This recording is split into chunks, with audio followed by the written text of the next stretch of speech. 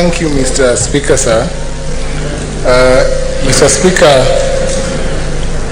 under Standing Order 81B1, this House may sit by way of a committee, a special committee, to determine a petition of the nature brought before this House for the removal of the governor of Meru County.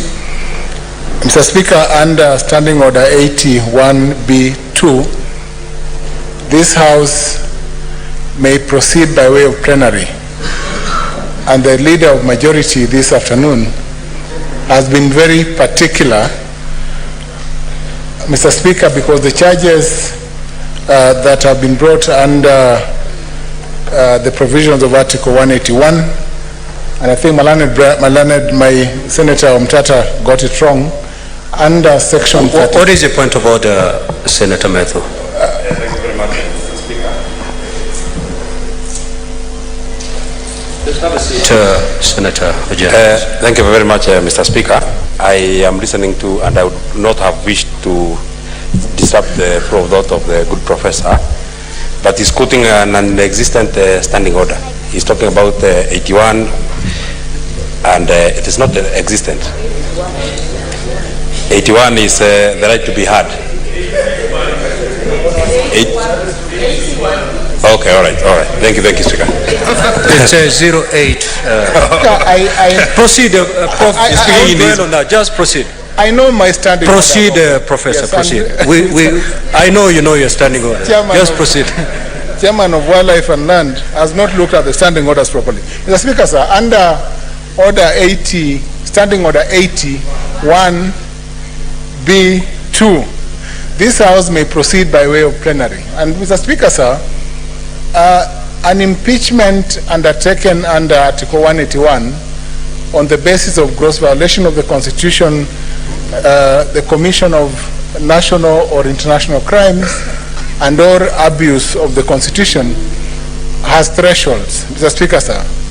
And I am happy, Mr. Speaker, sir, that I am not in any committee or in this special committee, because I've defended one impeachment successfully, the latest impeachment of Governor Abdullahi. We defended him successfully in court, and the proceedings of this House were thrown out. I'm also lucky because I've proceeded before. I've defended another impeachment of Governor Waititu, and I was also involved in the impeachment of Governor Wambora. So I have a history of impeachments, but on the other side, Mr. Speaker, sir.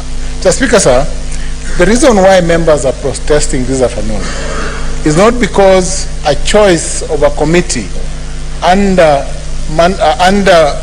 Standing Order 81B1 is not a good choice. No, I have told the Leader of Majority, Senator Aaron Cheriot, that it is not about the substance of the choices of people, of senators who are in the committee. No, it is not whether they've been former governors serving. That is not the question, Mr. Speaker, sir, is the process.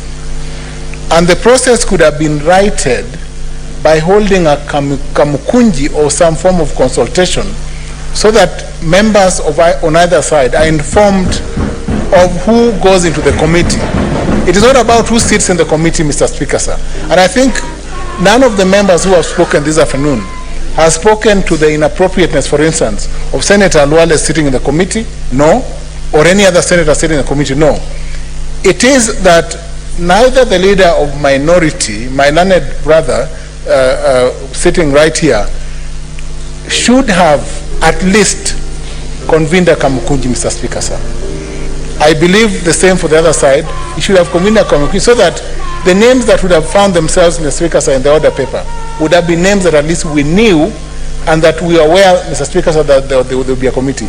I will not say, Mr. Speaker, sir, that either method is better, but a plenary, Mr. Speaker, sir, affords members, and all members, including first-term members like myself and Okenyuri, Senator Okenyuri, who is also serving here for the first time, an opportunity to follow proceedings from an impartial front, Mr. Speaker, sir. I'm informed, Mr. Speaker, sir, that such a proceeding will afford all members an opportunity to listen to the accusations and not just to sit here and wait for a report to be tabled before the Senate. Senator Methu was sharing with me this morning and whispered to me that he would be happy to listen to this proceeding so that a fair impeachment, a fair process of removal under Section 33 of the County Government Act, Mr. Speaker, sir, and this process must be fair. This is the first time, Mr. Speaker, sir, that a woman is appearing before Senate for impeachment. Second time. I think there was Governor Anwar Guru in the last Senate, in the 12th Senate. And I believe, Mr. Speaker, sir, that the gender card or the gender question may not be the strongest card in the constitution of this committee. Though I believe, Mr. Speaker, sir, that a number of 5 for women and 6 for men would have been a fairer balance in this committee. And I speak for women, Mr. Speaker, sir. It is not just because I have been a gender teacher, Mr. Speaker, sir, but I speak to the question of some level of fairness or feeling of fairness of both women and men who sit in the Senate.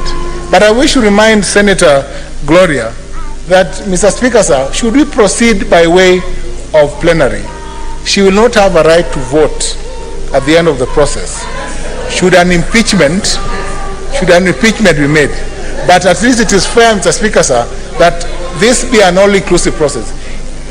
Ultimately, Mr. Speaker, sir, may I say this, Mr. Speaker, sir, that let us as Senate, whether we decide to go by way of committee or by way of plenary, have a process that is fair, that will give Governor Kawira Mwangaza an opportunity to defend herself, so that finally, if she's found to have breached the Constitution or found not to have breached the Constitution, it will have been a fair process that would speak to what Senate will do from now and in the future.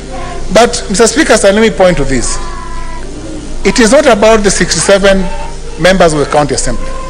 And I'm informed, Mr. Speaker, sir, that out of those 67 members, at least 21 of those members are from the UDA party and another 20 from the Mbas party. That means, Mr. Speaker, sir, that we are facing an impeachment for the first time where the governor serving in that county does not belong to any party because she's an independent. This is therefore a very delicate impeachment. It should not therefore be made to appear, Mr. Speaker, sir, that any singular party in the committee that this House forms is from the party that forms the majority in the county assembly and from the party that therefore was instrumental in the impeachment. So as we form the committee, Mr. Speaker, sir, and this is, for me, this is, since I have no interest in this process, let the committee be a committee that would speak to the fairness of this process. If it is plenary, Mr. Speaker, sir, let the process be fair. That is all I will say with respect to this matter, Mr. Speaker, sir. Thank you. Honorable Senators, notwithstanding the provisions of Standing Order 111, in view of the number of senators wishing to speak to this motion, may I propose, subject to your concurrence, that we limit the time per speaker. Currently, we are doing 20 minutes per speaker, and with the number